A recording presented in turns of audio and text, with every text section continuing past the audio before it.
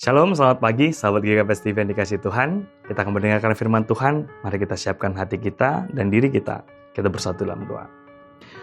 Bapa di surga, di pagi hari ini Tuhan, kami sangat bersyukur.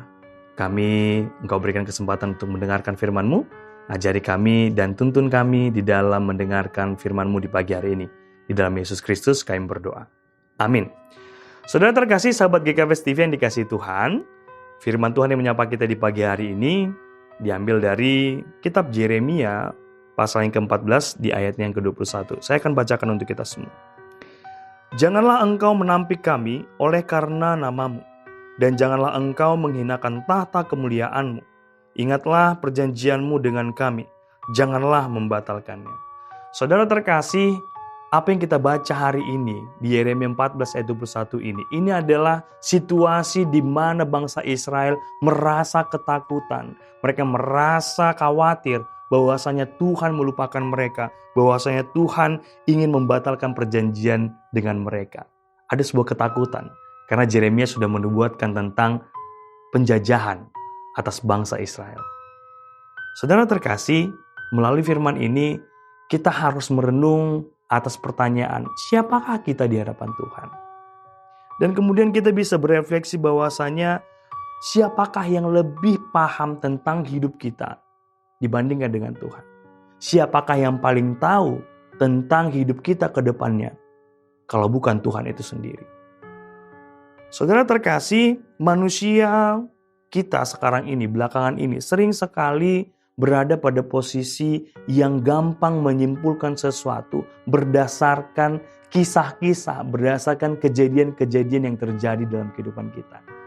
Kita bahkan membuat sebuah teori bahwasanya inilah kesimpulannya, dan kita membuat banyak hal dan menyimpulkan sesuatu itu berdasarkan sesuatu yang terjadi dan bahkan belum tentu itu yang benar di hadapan Tuhan. Belum tentu itu juga menjadi yang direncanakan oleh Tuhan atau yang menjadi rancangan Tuhan. Contoh yang paling sederhana, di bulan lalu di Oktober ada banyak sekali kejadian-kejadian yang menurut hemat kita, menurut pandangan kita seharusnya itu tidak terjadi, tapi itu terjadi begitu saja dan menelan begitu banyak sekali korban manusia meninggal.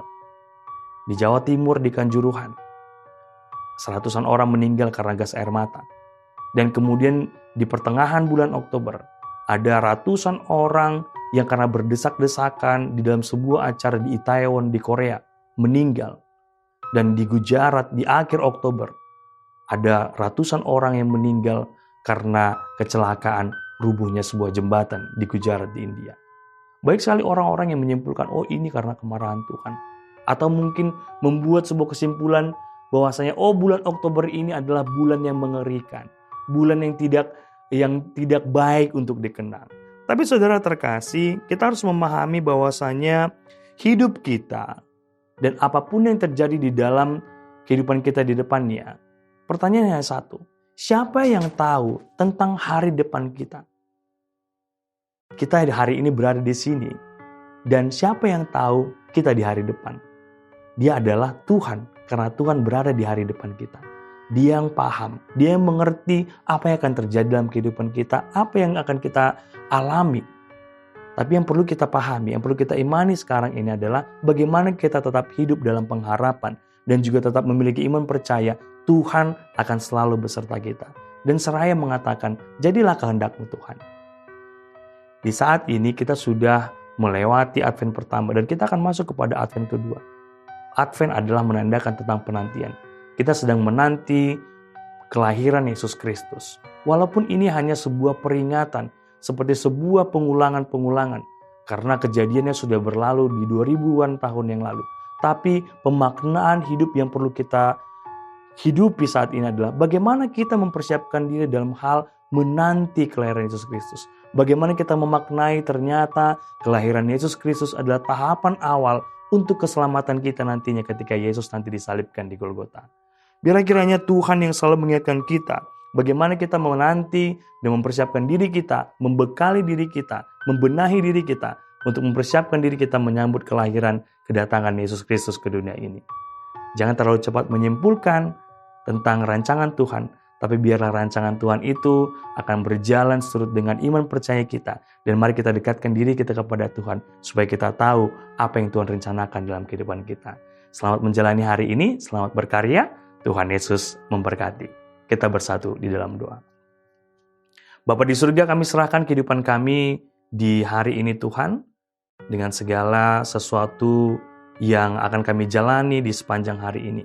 Biarlah kiranya firman-Mu yang kami dengarkan menjadi semangat yang terus-menerus berkobar dalam kehidupan kami, di dalam tingkah laku kami dan perbuatan kami. Biarlah kami jauh dari segala perbuatan dosa dan juga kesalahan-kesalahan yang mendukakan hati Tuhan. Ini kami Tuhan, terima kasih untuk hari ini. Di dalam nama anak-Mu Tuhan Yesus Kristus kami berdoa dan mengucap syukur. Amin.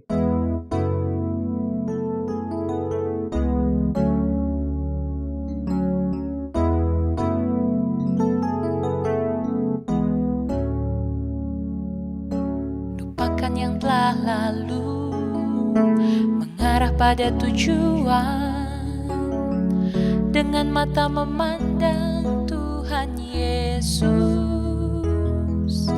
bertanding sampai menang, berlari sampai akhir, tanggalkan semua dosa yang melintangi. Ku mau setia panggilanku, sebab Kau sanggup menjaga langkahku. Pada janji-Mu ku percaya, Kau kan sempurnakan pekerjaan-Mu.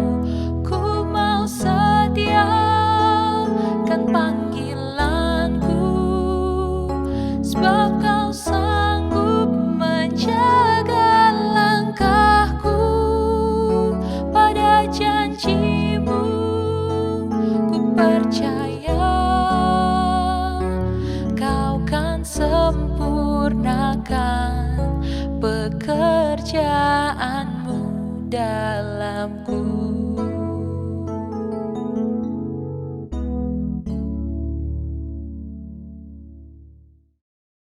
GKPS TV.